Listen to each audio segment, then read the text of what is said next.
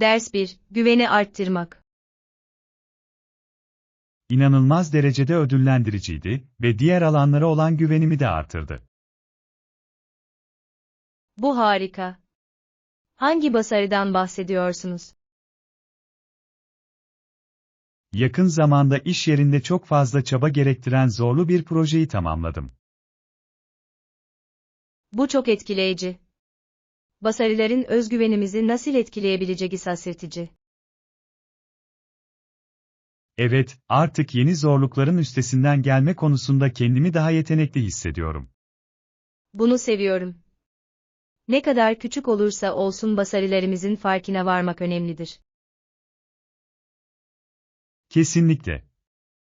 Bu zaferlerin bize ilham vermesine izin vermek kişisel gelişimin anahtarıdır. Başarınızı birlikte kutlayalım. Bunu çok isterim. Bu anları anlayan biriyle paylaşmak harika. Ders 2. Gecikmelerde gezinme. Gecikmeler sinir bozucu olabilir. Hangi kattayız? İzini kaybettim. 3. kattayız, neredeyse geldik. Harika. Hedefimize ulaşmak için sabırsızlanıyorum. Evet, işlerin beklenenden uzun sürmesi her zaman sinir bozucudur. Kabul ediyorum. Beklerken zamanı en iyi şekilde değerlendirelim. İyi bir fikir. Günün geri kalanında planlarımız hakkında sohbet edebiliriz. Kulağa mükemmel geliyor. Faaliyetlerimizi sabırsızlıkla bekliyorum. Ben de. Bekleme sırasında pozitif kalalım. Evet, hepsi maceranın bir parçası. Ders 3. Beklentileri karşılamak. Şu anda farkında olduğumdan değil, sanırım her şeyi anlattık. Bunu duymak güzel. Tartışmalarımızda düzenli kalmak önemlidir. Evet, netlik daha etkili bir şekilde ilerlememize yardımcı olur. Kesinlikle. Başka bir şey ortaya çıkarsa, bunu daha sonra tekrar ziyaret edebiliriz. Kabul ediyorum. Şu anda sahip olduklarımıza odaklanmak daha iyidir. Evet ve ileriye dönük olarak ihtiyaç halinde ayarlamalar yapabiliriz. Herkesin planlarımızla aynı fikirde olduğundan emin olalım. Bu harika bir fikir. Açık iletişim başarının anahtarıdır. Bu konuda aynı fikirde olduğumuza sevindim. Ders 4. Yaka alışverişi. Evet, farklı renklerde geniş bir tasma yelpazesi var. Bu harika. Aksesuar konusunda seçeneklere sahip olmayı seviyorum. Kesinlikle. Tarzımızı çeşitli şekillerde ifade etmemizi sağlar. Evet, farklı kıyafetlerle karıştırıp eşleştirebileceğinizi takdir ediyorum. Kesinlikle. İyi bir yaka, basit bir görünümü anında yükseltebilir. Hangi renklerin mevcut olduğunu görmek beni heyecanlandırıyor. Gelin koleksiyonlarına birlikte göz atalım ve mükemmel olanları bulalım. Bekleyemiyorum. Benzersiz parçalar için alışveriş yapmak her zaman eğlencelidir. Evet, gardırobumuzu yenilemek için harika bir fırsat olacak. Ders 5. Modaya uygun kazak. Bu kablo örgülü kazağa ne dersiniz? Sıcak ve şık görünüyor. Bu kazak çok güzel. Dokusunu ve rengini seviyorum. Evet, son zamanlarda yaşadığımız soğuk havalara birebir. Kesinlikle. Kesin rahat etmek için onu giymeyi hayal edebiliyorum. Ayrıca kot pantolonla ve hatta etekle çok iyi uyum sağlar. Kesinlikle. Farklı durumlar için yeterince çok yönlüdür. Hadi deneyelim ve nasıl uyduğunu görelim. Harika fikir. İkimizin de nasıl göründüğünü görmek beni heyecanlandırıyor. Bunun gibi moda buluntularını birlikte keşfetmek her zaman eğlencelidir. Ders 6. Alamo'nun tarihi. Alamo o kadar önemli bir yer ki, duvarlar yıkılmaya başlayınca 4000 Meksikalı her taraftan saldırdı. Evet, tarihte böylesine önemli bir anın burada ortaya çıkması büyüleyici. Savunmacıların gösterdiği cesaret gerçekten takdire şayan. Kesinlikle. Bagimsizlik ve dayanıklılık mücadelesini sembolize eder. Alamo'yu ziyaret etmenin bu tarihi daha iyi anlamamızı sağlayacağını düşünüyorum. Evet ve bu, savaş sırasında yapılan fedakarlıkların bir hatırlatıcısıdır. Önemini keşfetmek ve hakkında daha fazla bilgi edinmek için bir ziyaret planlayalım. Bunu çok isterim. Tarihimizle bağ kurmak önemli. Birlikte bu tür önemli noktaların ardındaki zengin hikayeleri takdir edebiliriz. Ders 7. Sanatın takdiri. Galeride tablolar ve heykeller gördüm. En sevdiğiniz sanat eseri hangisiydi? Büyük soyut tablo beni gerçekten büyüledi. Renkler çok canlıydı. Bu da benim dikkatimi çekti. O kadar dinamik bir enerjisi vardı ki. Kesinlikle. Sanatın güçlü duygular uyandırma gücüne sahip olduğunu düşünüyorum. Ayrıca heykellerin karmaşık detayları da hoşuma gitti, çok güzel hazırlanmışlardı. Evet, işçilik etkileyiciydi. Bu kadar becerinin dahil olması şaşırtıcı. Gördüğümüz parçalara dair yorumlarımızı tartışalım. Düşüncelerinizi duymayı ve benimkini paylaşmayı çok isterim. Sanat sohbet için o kadar zengin bir konu ki. Ders 8. Canlı topluluklar. Özellikle Toronto ve Vancouver gibi şehirlerde çok canlı ve başarılı bir topluluk. Evet, bu şehirler kültürel çeşitlilikleri ve canlı atmosferleriyle tanınıyor. Her mahallenin kendine has bir karakteri olmasını seviyorum. Kesinlikle. Farklı alanları keşfetmek böyle bir macera olabilir. Yıl boyunca düzenlenen festivaller ve etkinlikler gerçekten insanları bir araya getiriyor.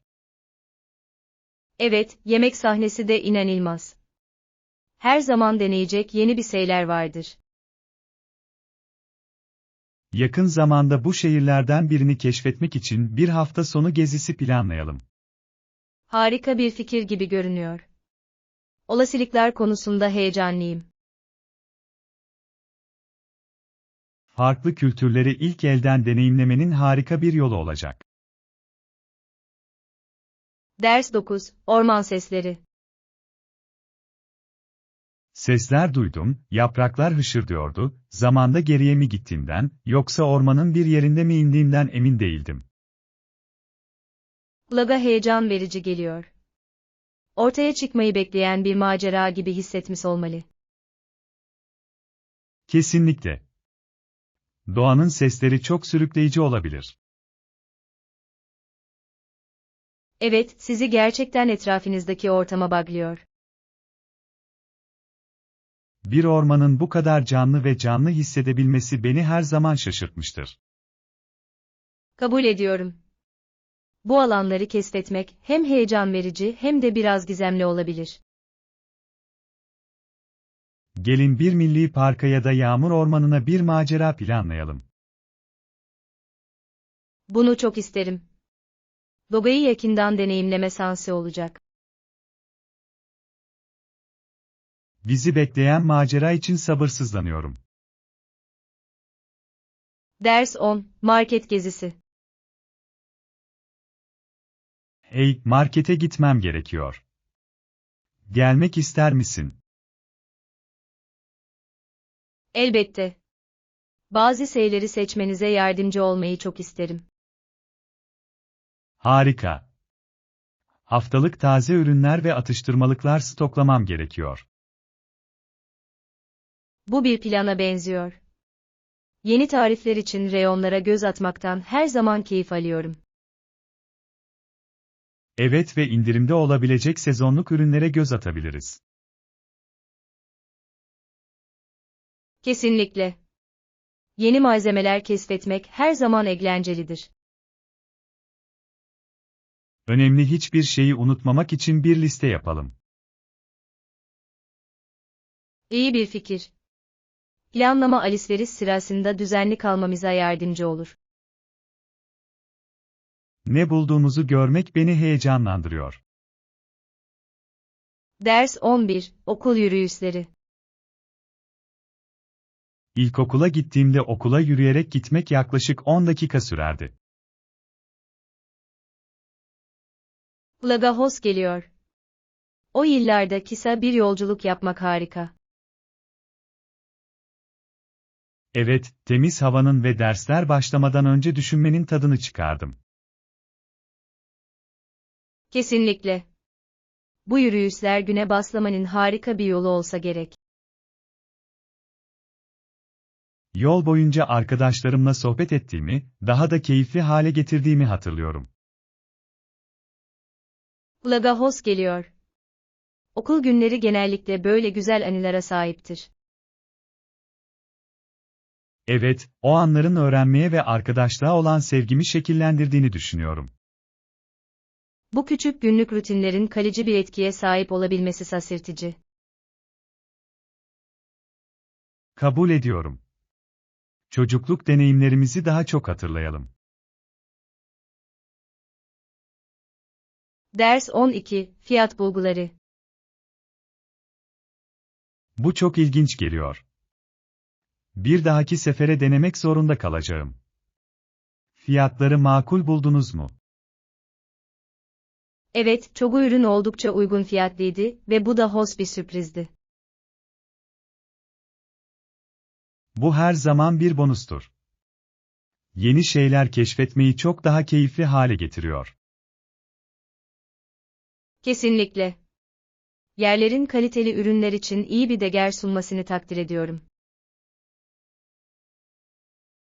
Evet, insanları bütçelerini zorlamadan yeni deneyimler denemeye teşvik ediyor. Kesinlikle. Yerel işletmelerin desteklenmesinin de önemli olduğunu düşünüyorum. Birlikte gezmek istediğimiz yerlerin listesini yapalım. Harika fikir. Yeni favoriler keşfetmenin heyecanını yaşıyorum. Bu deneyimleri sizinle paylaşmak için sabırsızlanıyorum. Ders 13, ulusal gurur. Parlamenter yetkiler ve kişinin kendi ülkesinden duyduğu ulusal gurur duygusu, Avrupa kimliğinin kaynağı olmuştur. Tamamen katılıyorum. Bu unsurların bir ulusun kültürünü nasıl şekillendirdiği büyüleyici. Evet, insanların hükümetleriyle bağlantı kurma şekli güçlü bir topluluk ruhunu teşvik edebilir. Kesinlikle. Vatandaşlar miraslarıyla gurur duyduklarında genellikle daha fazla katilim gösterirler. Bu gururun olumlu değişimlere yol açabileceğini ve sivil sorumluluğu teşvik edebileceğini düşünüyorum. Kesinlikle. İnsanların ülkelerinin geleceğinde bir payları olduğunu hissetmeleri önemli. Farklı ülkelerin bu gururu gelenekleri aracılığıyla nasıl ifade ettiklerini inceleyelim.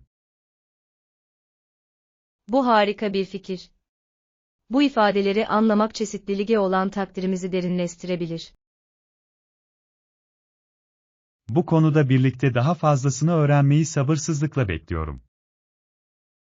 Ders 14. Uzaktan çalışma fırsatları.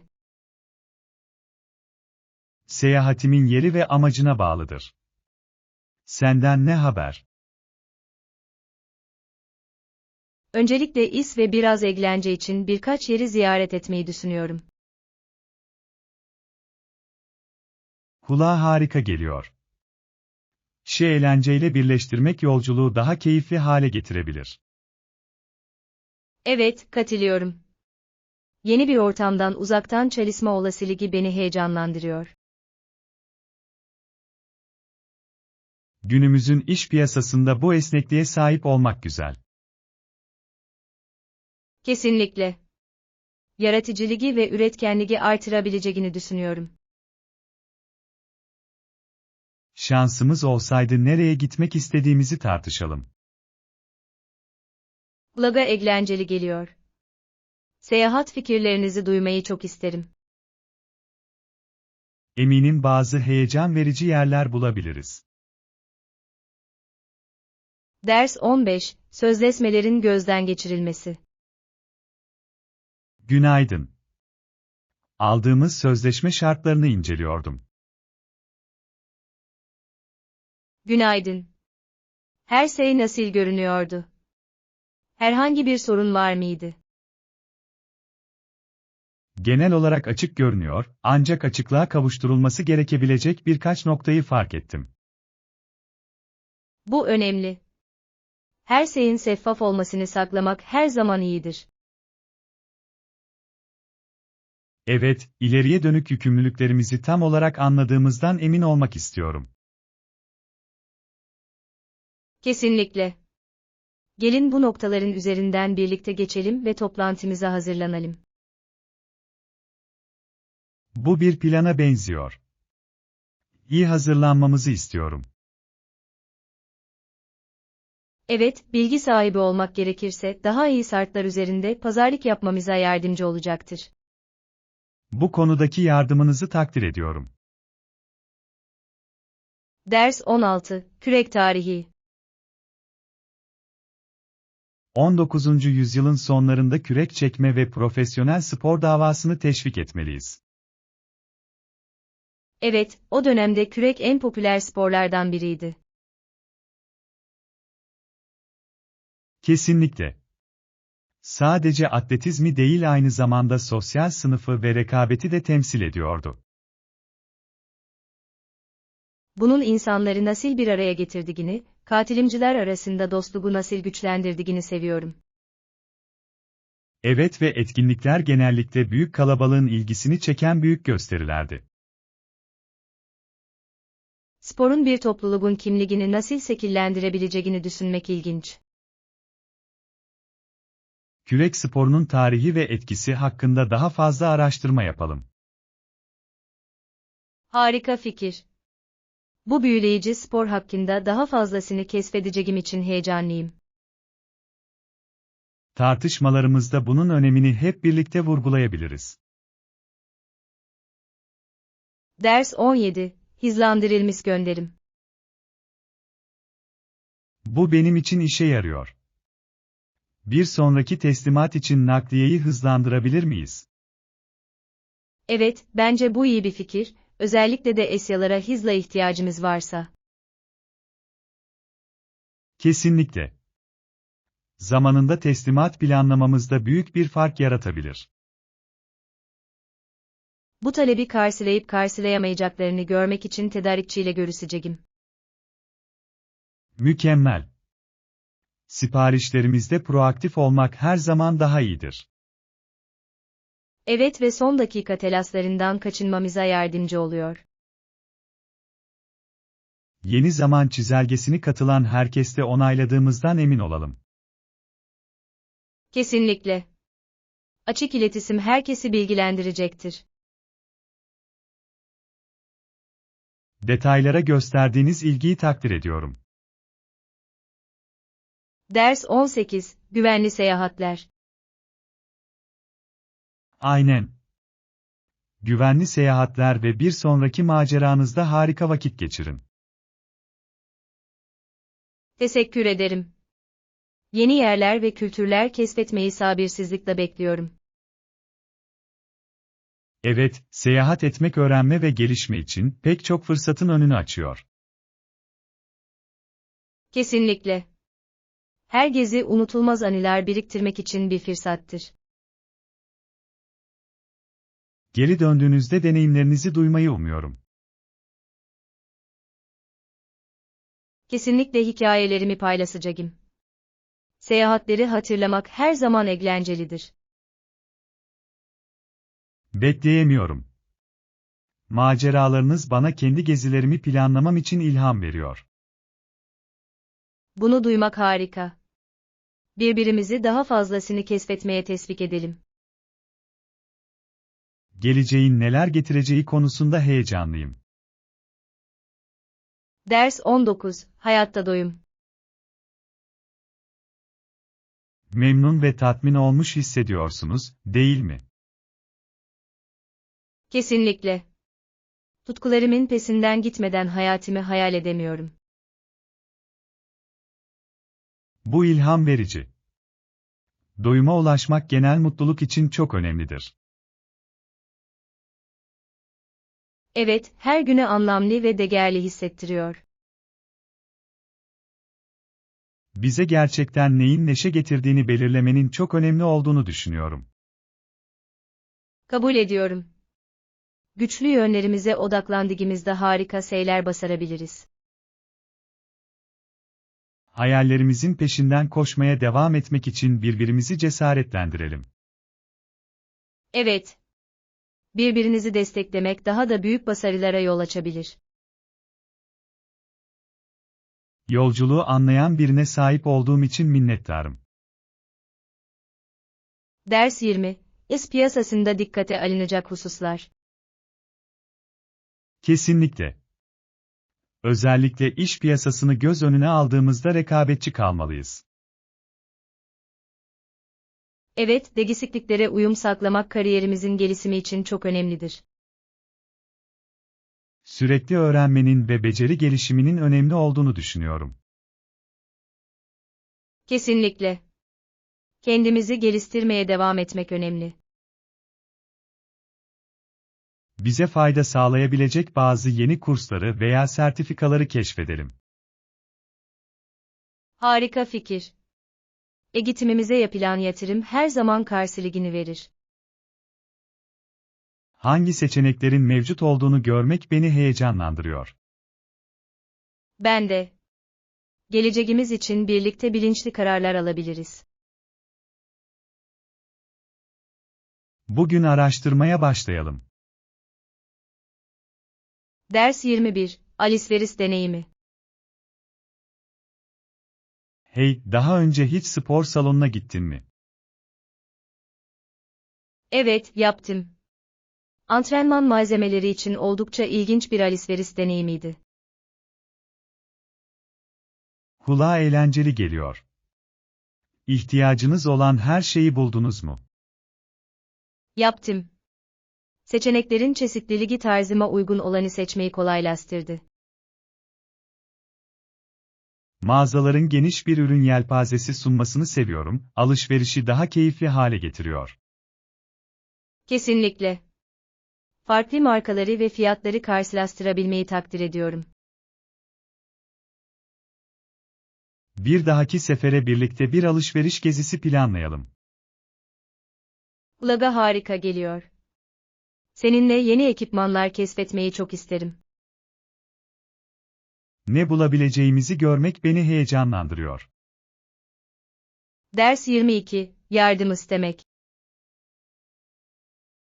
Merak etme, herkesin bazen yardıma ihtiyacı vardır. Her şeyi yapamayacağımı kabul etmek zor. Tamamen anlıyorum. Desteğe ihtiyacımız olduğunu kabul etmek bir güç göstergesidir. Evet, en iyi yaptığımız şeye odaklanmamızı ve gerisini devretmemizi sağlıyor. Kesinlikle. Ekip çalışması görevleri çok daha kolay yönetilebilir hale getirir. Gerektiğinde birbirimizi yardım istemeye teşvik edelim. Bu harika bir fikir. Destekleyici bir AG oluşturmak önemlidir. Güvenebileceğim birinin olduğunu bilmek beni daha rahatlatıyor. Ve ben de aynı şekilde hissediyorum. Birlikte her türlü zorluğun üstesinden gelebiliriz. Ortaklığımız için minnettarım. Ders 23, Bataklık Havuzları. Bataklık havuzlarda balık tutmayı seven balıkçıları hiç gördünüz mü? Evet. Birkaç metre yükseklikte duruyorlar ve keskin gagalarıyla balıklara ve kurbağalara zipkinle saldırıyorlar. Avlanmalarını izlemek büyüleyici, çok sabırlı ve kesindirler. Kesinlikle. Avlanma teknikleri etkileyici ve oldukça zariftir. Çevrelerine nasıl uyum sağladıklarını ve onları daha da ilgi çekici hale getirmelerini seviyorum. Evet, sanki avlarını beklerken manzaranın bir parçası oluyorlar. Onları çalışırken gözlemlemek için bataklıklara bir gezi planlayalım. Bu harika bir fikir gibi görünüyor. Onların fotoğraflarını çekmeyi çok isterim. Doğanın güzelliğini yakından deneyimlemek için sabırsızlanıyorum. Ders 24, Harfçıkları. Bu hizmetle ilgili çığ gibi mektup ve tavsiye aldım. Bu kulağa çok zor geliyor. Ne tür geri bildirimler alıyorsunuz? Bazı muhabirler neden sohbete Tanrı'yı dahil etmeyi seçtiğimi sordular. İnsanların olayları nasıl farklı yorumladıkları ilginç. Evet ve bu onların fikirleri konusunda ne kadar tutkulu olduklarını gösteriyor. Bence dinlemenin yani sıra mesajınıza sadık kalmanın da önemli olduğunu düşünüyorum. Kesinlikle. Yanlış anlaşılmalara yol açmadan düşüncelerimi net bir şekilde aktarmak istiyorum. Yanıtlarınızda bu kaygılardan bazılarını nasıl ele alacağınızı tartışalım. Harika fikir. Bakış açınız bu durumu idare etmeme gerçekten yardımcı olabilir. Ders 25, Mükemmel konum. Henüz bir İtalyan restoranı bulamadınız mı? Henüz değil. Ama merkezi bir yer arıyorum. Bu iyi bir fikir gibi görünüyor. Ulaşılması kolay olduğunda her zaman daha iyidir. Kesinlikle. Seyahat endişesi olmadan atmosferin tadını çıkarmak istiyorum. En çok hangi tür İtalyan yemeklerini seversiniz? Makarnayı severim, özellikle de zengin soslu olan her şeyi. Makarna bir klasiktir. Kırmızı sos mu yoksa beyaz sos mu tercih edersiniz? Sanırım beyaz sosa daha çok yöneliyorum. Çok kremsi ve lüks hissettiriyor. Kremalı bir Alfredo cennet gibi olabilir. Buna hizmet eden bir yer bulalım. Ders 26, etki altında. Bazı insanların etki altındayken nasıl saldırgan olabildiklerini fark ettiniz mi? Evet, bazen oldukça endişe verici olabiliyor. Bütün tavırlarını değiştirir. Maddelerin davranışı nasıl bu kadar dramatik biçimde değiştirebildiği büyüleyici. Bunun farkında olmanın önemli olduğunu düşünüyorum. Tehlikeli durumlara yol açabilir. Kesinlikle. İşleri kontrol altında tutmaya yardımcı olabilecek arkadaşların olması çok önemlidir. Bu iyi bir nokta. Destekleyici bir ortam büyük bir fark yaratabilir.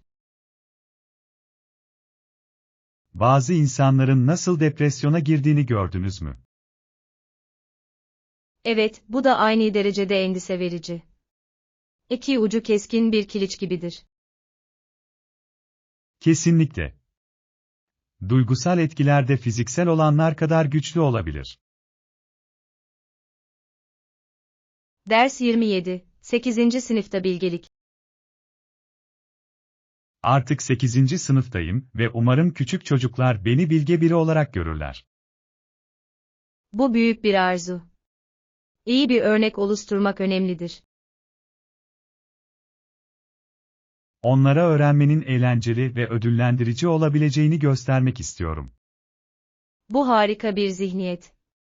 Çocuklar kendilerine ilham verenlere saygı duyarlar. Küçükken benden büyük öğrencilere ne kadar hayran olduğumu hatırlıyorum. Evet, çok bilgili ve kendinden emin görünüyorlar. Deneyimlerimi paylaşmayı ve zorlukları aşmalarına yardımcı olmayı umuyorum. Mentorluk inanılmaz derecede tatmin edici olabilir. Bağlantılar kurar. Ayrıca konulara ilişkin anlayışımı güçlendiriyor. Ders 28, son e-posta alışverişi. Sizinle son e-posta alışverişimiz hakkında konuşmak istedim. Elbette. Tartışmamızda bazı önemli noktalarımızın olduğunu düşünüyorum. Evet, elimizdeki ana konuları gerçekten açıklığa kavuşturduğumuzu hissettim. Özellikle e-postalarda etkili iletişim kurmak önemlidir. Katılıyorum, açık iletişim yanlış anlamaları önler. Ayrıca projemiz için çok önemli olan profesyonelliği de gösteriyor. Kesinlikle. Düzenli olarak takip etmemiz gerektiğini düşünüyorum. Bu, aynı hizada kalmamıza ve hedeflerimize odaklanmamıza yardımcı olacaktır. Evet ve herkesin aynı sayfada olmasını sağlayacaktır. Ders 29, Kanal 2'de futbol maçı. Dün gece Kanal 2'de futbol maçı olması çok yazık. Gerçekten mi? Bu çok yazık. İzlemeyi çok isterdim. Biliyorum. Favori takımım oynarken oyunun heyecanlı olması gerekiyordu. Bunu kaçırdığınız için hayal kırıklığına uğramış olmalısınız. Kesinlikle. Aksiyon dolu, heyecanlı bir maç olduğunu duydum. Bu durumu daha da kötüleştiriyor. Herhangi bir önemli noktayı yakaladınız mı? Ne yazık ki hayır. Diğer taahhütlerle meşguldüm. Bu çok zor. Ama belki daha sonra tekrarını izleyebilirsiniz. İyi bir fikir. Çevrimiçi olarak kontrol ettiğinizden emin olacağım. Ders 30, Mississippi'yi keşfetmek. Mississippi Nehri Kanada'daki Ontario Gölü'ne akıyor. Evet, su yollarımızın ne kadar bağlantılı olduğunu düşünmek büyüleyici. Kesinlikle. Kasabanın adı göldeki Nijer, değil mi? Evet, bu doğru. Nehre bağlı çok zengin bir tarihi var. Nehirlerin kasabaların gelişiminde nasıl önemli bir rol oynadığını seviyorum. Evet, genellikle kaynak ve ulaşım rotası sağlıyorlar. Bu bölgenin tarihi hakkında daha fazlasını birlikte keşfedelim. Bunu çok isterim. Yerel miras hakkında bilgi edinmek her zaman ilgi çekicidir. Evet, bu bağlantıları anlamak toprağa olan takdirimizi artırır. Ders 31, Odak uzunluğu. Kamera lensinizin odak uzaklığı nedir? Genisten telefotoya kadar uzanan, gerçekten çok yönlü bir odak uzaklığı aralığına sahiptir. Bu farklı türdeki çekimleri yakalamak için mükemmel görünüyor. Evet, manzara fotoğraflarından yakın çekimlere kolaylıkla geçiş yapabiliyorum. Böyle esneklik sunan lensleri seviyorum. Kesinlikle. Sürekli lens değiştirmeden yaratıcı olmamı sağlıyor. Son zamanlarda onunla ilginç fotoğraflar çektiniz mi? Evet, geçen hafta sonu sahilde çok güzel gün batımı fotoğrafları çektim. Kulağa harika geliyor. Bir ara onları görmeyi çok isterim. Ders 32, bilet gişesi. Otobüs terminalinde bilet gişesi var mı? Evet var. Kolaylık sağlamak için girisin hemen yakınında yer almaktadır. Bunu bilmek harika. Bilet satın almayı çok daha kolay hale getiriyor. Kesinlikle. Biletlerimi her zaman sahsen almayı tercih ederim. Aynı şekilde. Bazen internetten alışveriş yapmaktan daha güvenli geliyor. Evet, ayrıca endişeleriniz varsa soru sorabilirsiniz. Kesinlikle. Bu desteğin orada olması güzel. Kabul ediyorum. Geldiğimizde standa mutlaka uğrayalım. Gezimizi sabırsızlıkla bekliyorum, eğlenceli olacak. Ders 33, büyümeyi teşvik etmek. Kesinlikle büyümeyi ve gelişmeyi teşvik etmek istiyoruz, caydırmak değil. Tamamen katılıyorum. Olumlu pekiştirme her öğrenme ortamında esastır. Evet, birinin güveninde büyük bir fark yaratabilir. Kesinlikle. Herkes desteklendiğini hissettiğinde gelişir. Daha cesaret verici bir atmosfer yaratmanın bazı yolları üzerinde beyin fırtınası yapalım. Harika bir fikir gibi görünüyor. Teşvik şaşırtıcı sonuçlara yol açabilir. Evet, ne kadar küçük olursa olsun başarıları kutlamalıyız. Bunu seviyorum. İlerlemenin farkına varmak motivasyonu yüksek tutar. Bir sonraki toplantımızda bu fikirlerimizi hayata geçirelim. Ders 34, ödeme koşulları. Daha iyi nakit akışı yönetimi için 30 günlük ödeme penceresini tercih ediyoruz. Bu mantıklı. Her şeyin halledildiğinden emin olmak için bize yeterli zaman veriyor. Evet, aynı zamanda istikrarlı bir bütçenin korunmasına da yardımcı olur. Kesinlikle. Net bir zaman çizelgesine sahip olmak her işletme için çok önemlidir. Bu tercihimizi ortaklarımıza net bir şekilde iletelim. İyi bir fikir. Şeffaflık yanlış anlamaların önlenmesine yardımcı olabilir. Evet, her şey güçlü, güvene dayalı ilişkiler kurmakla ilgilidir. Kabul ediyorum. Sağlam bir temel daha iyi işbirliğine yol açar. Bu konuda aynı fikirde olduğumuza sevindim. Ders 35, seyahat planları. Kulağa harika geliyor.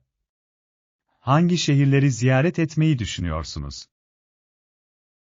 Paris ve Roma'ya bir gezi yapmayı düşünüyorum. İkisi de kültür açısından çok zengin.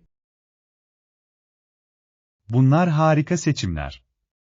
Her zaman Paris'teki sanatı keşfetmek istemişimdir. Evet, her iki şehrin mutfağı da inanılmaz. Kesinlikle. Otantik İtalyan makarnasını denemek için sabırsızlanıyorum. Ve Paris'te taze kruvasanların tadını çıkarmayı sabırsızlıkla bekliyorum. Kulağa çok lezzetli geliyor. Zamanımızı en iyi şekilde değerlendirmek için bir güzergah planlayalım. Evet, biraz gezip biraz dinlenmeyi de buna dahil etmeliyiz. Planlamaya başlayacağım için heyecanlıyım, bu gezi unutulmaz olacak.